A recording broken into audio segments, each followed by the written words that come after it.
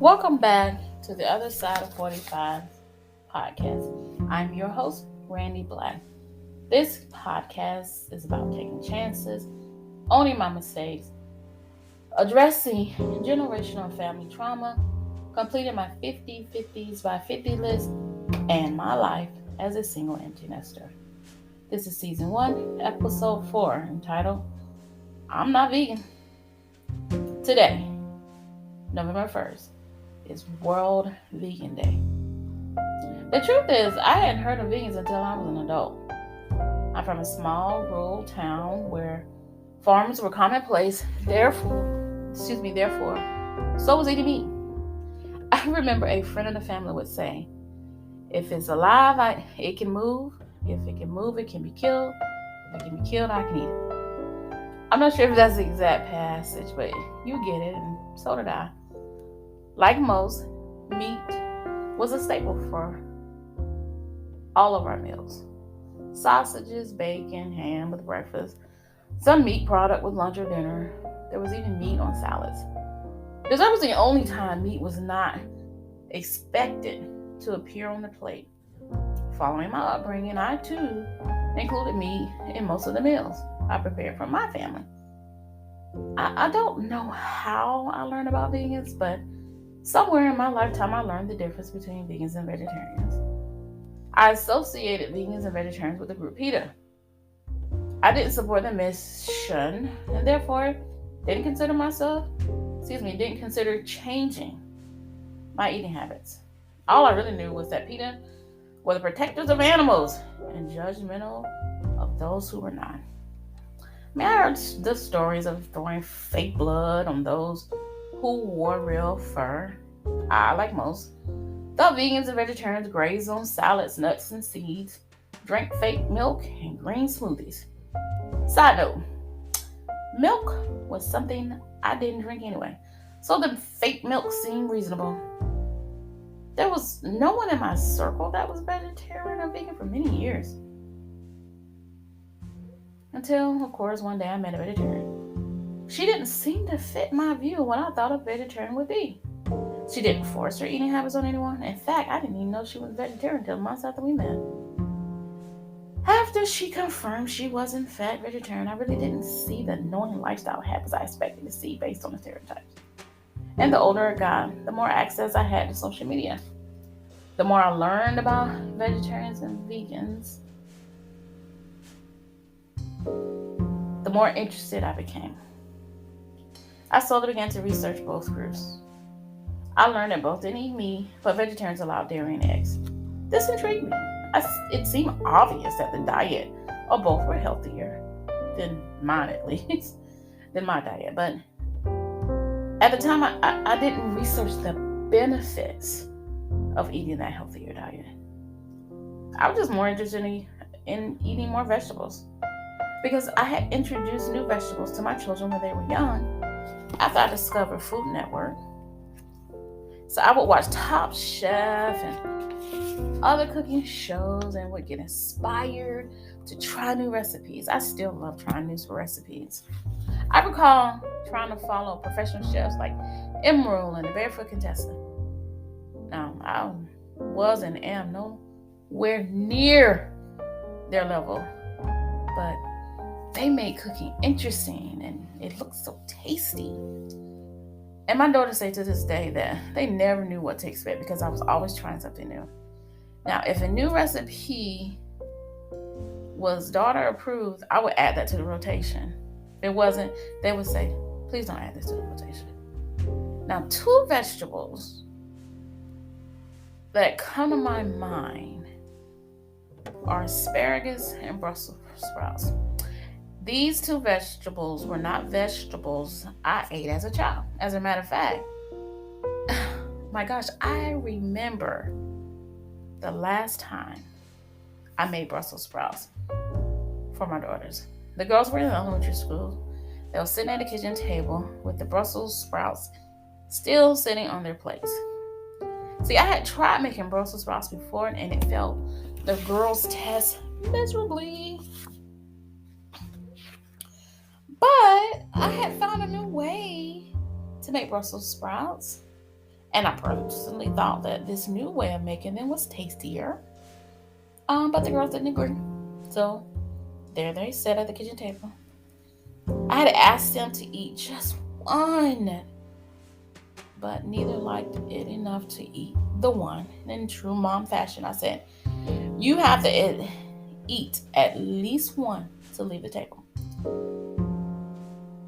And while they were doubling down on and trying to figure out how to not eat the one, their grandmother just so happened to call during what I now refer to as the Great Brussels Sprout Standoff. I listened to the conversation they were having with their grandmother. She asked what they were doing, and they mentioned that they were at the table not eating the Brussels sprouts. But it was this conversation that I was eavesdropping on that freed them of the standoff. Their grandmother said she never had Brussels sprouts, but that it was reasonable to expect them to eat just one. And they responded, they doubling down. They didn't like him. But it was at that moment, listening to this conversation, that I remember the great liver standoff I had with my mother as a child. When I was about their age, a woman was in our neighborhood. She would come. We lived in government housing, and she would come around periodically to the homes, mostly of single moms, and talk about cooking new foods, try to be healthier and introducing new foods to the kids in the neighborhood. So I remember my mom trying all these new foods, and she would try cabbage and some other gross stuff that I never did like. And we were forced to eat these awful foods. And one day, Mother made this unidentified meat. My cousins were having dinner with us this particular day, poor things. And we children at the table with this unidentified meat. I remember taking a forkful of this horrible meat. It was awful. Mother insisted that we eat what was presented for dinner. There was no negotiating. You eat it all. When asked the identity of the meat, Mother responded, "It's hamburger." Now, I was young, but I had hamburger before, and this didn't look like hamburger, and it didn't taste like hamburger. But, we knew the drill. You did not argue. But Mother was getting impatient as we sat staring at this not hamburger. Finally, one of my cousins, he's just a few years older than me, said, "This tastes like burnt liver." My mother and my cousin's mothers laughed.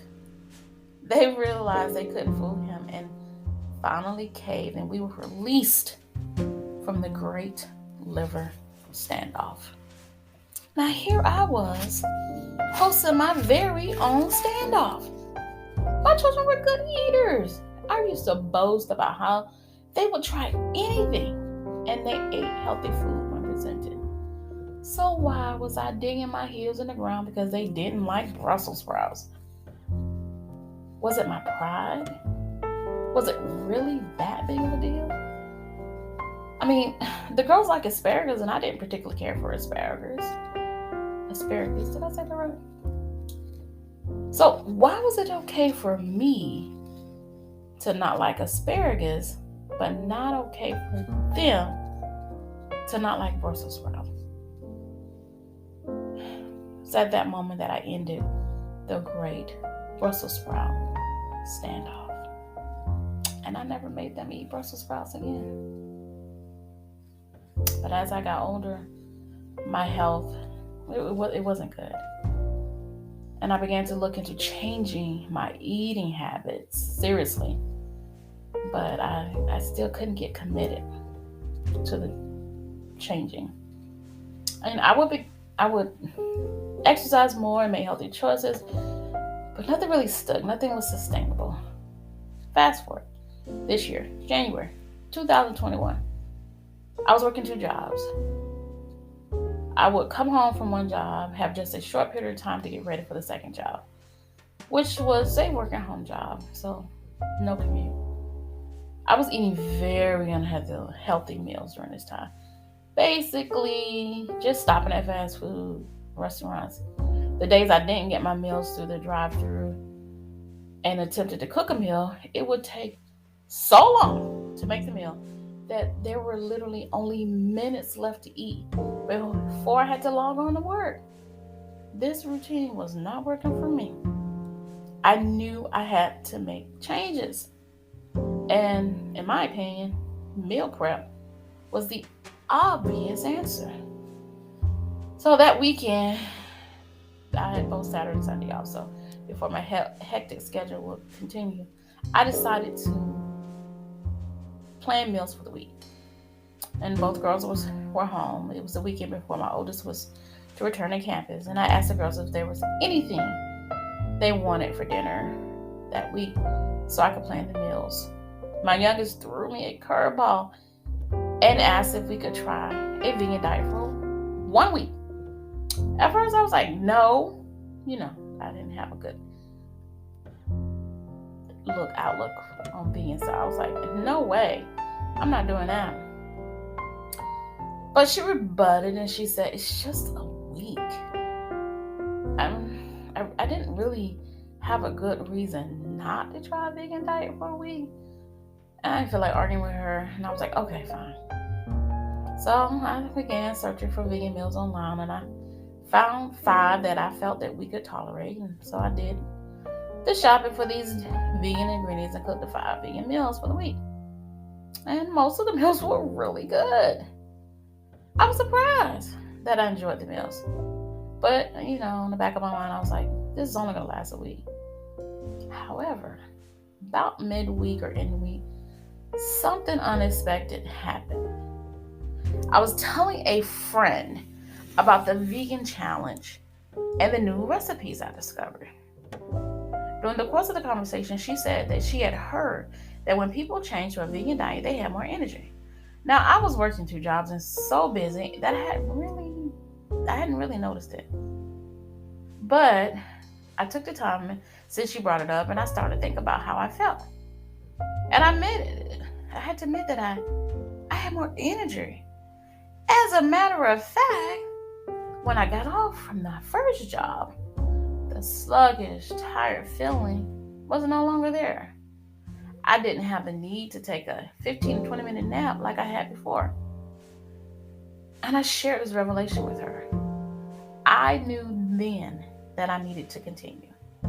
So I announced I was going to try to continue to eat vegan meals, which meant more recipes and more research. And I was already following Sister Tabitha Brown. But that led me to discover more Black vegans. I joined several vegan groups on Facebook and started following vegans on all my other social media platforms. I was relentless about learning about vegans. Boy, did I learn about vegans. My initial thoughts about vegans were confirmed. Most were judgmental. The groups I joined, oh my God, these people were so judgmental. I was joining the groups to get support and also to find new recipes. But the judgment, it turned me off.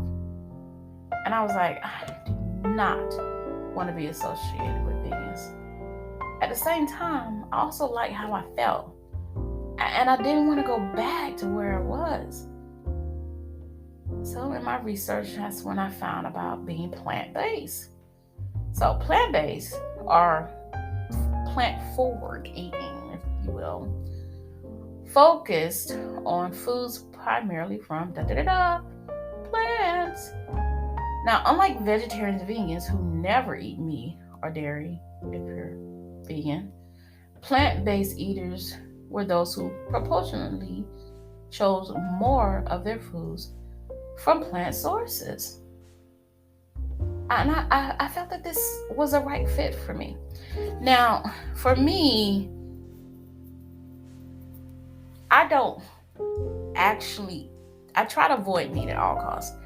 So, in my research, I discovered there was I would listen to other podcasts and other plant-based eaters who would say that they would eat meat if they were in situations where no one was available, like in social situations. So like if they went to a restaurant or if they were at someone's home and there were no plant-based options, they felt that eating meat or dairy was okay. But primarily they were vegan when they controlled the meals. And I like the way that sounded. Now, I personally am plant-based and would eat meat or dairy if I'm in a social setting. Also, but I also don't read every single solitary package. I do look for vegan options, but I'm not as strict with it as other vegans, which is why I'm comfortable saying I'm plant-based, because I mostly only eat vegan meals, but I won't restrict it if the situation comes up. So I'm comfortable with that.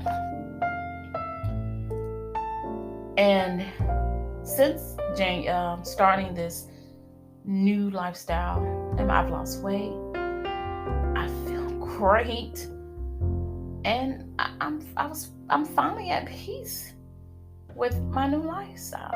Now, I wasn't going to talk about being plant-based on this podcast until 2022, because I just wanted to lose more weight, just to be completely honest and very shallow. I had this particular number in mind. I was like, if when I get down to this number, then I will start discussing my plant-based journey, on a podcast. However, in honor of World Vegan Day, I decided, you know what, I'm gonna go ahead and cover this new chapter in my life, despite not being where I want to be, because that is what my podcast is about. I mean, being plant-based is part of my journey. It's who I am today. And that means accepting that I'm not exactly where I want to be. And as you know who, Mary J. Blige says in her song, Just Fine, which of course is a theme song for my life. I like what I see when I'm looking at me, when I'm walking past the mirror. Don't stretch through the night at a time of my life. Ain't worried about if you feel it. Got my head on straight. I got my vibe right. I ain't gonna let you kill it. You see, I wouldn't change my life. My life is just fine. So, meet me on the other side of 45's podcast. Read my blog and on IG, Instagram. New episodes will release every Monday.